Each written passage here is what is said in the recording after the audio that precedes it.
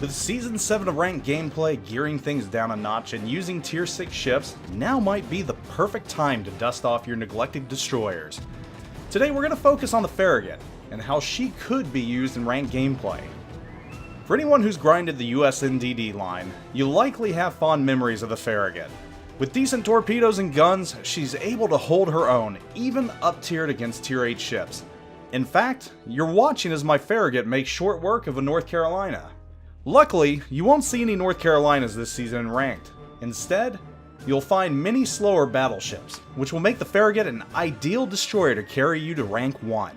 Let's take a look at some of the reasons the Farragut is the perfect choice of destroyer for ranked gameplay.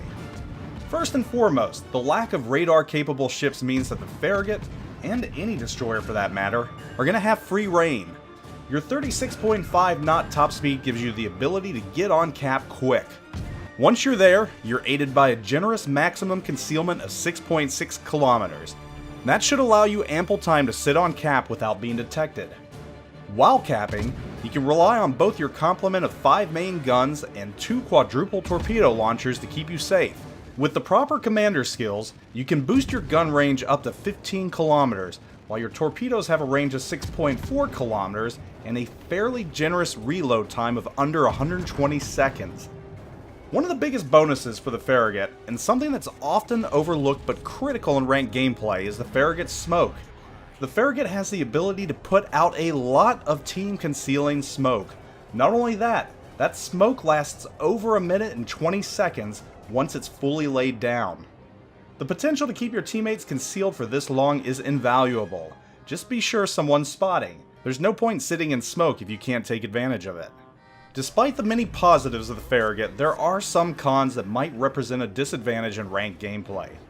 First is that your torpedoes only have a maximum range of 6.4 kilometers. This is 0.2 kilometers less than your best concealment of 6.6 kilometers. This does not give you a self-fire buffer, and more often than not, you will be spotted before or shortly after you fire your torpedo salvos.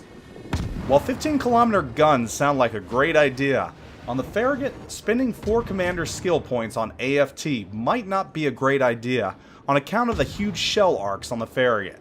At max range, your shells are floaters, making it difficult to hit targets far away.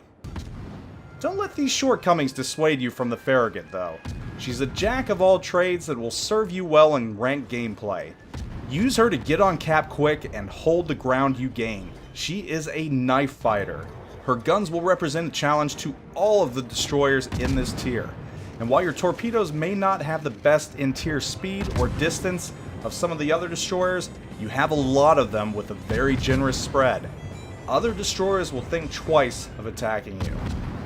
Use your smoke to conceal your team, leading them into the cap, and use your guns and their range to harass slower battleships like the Arizona.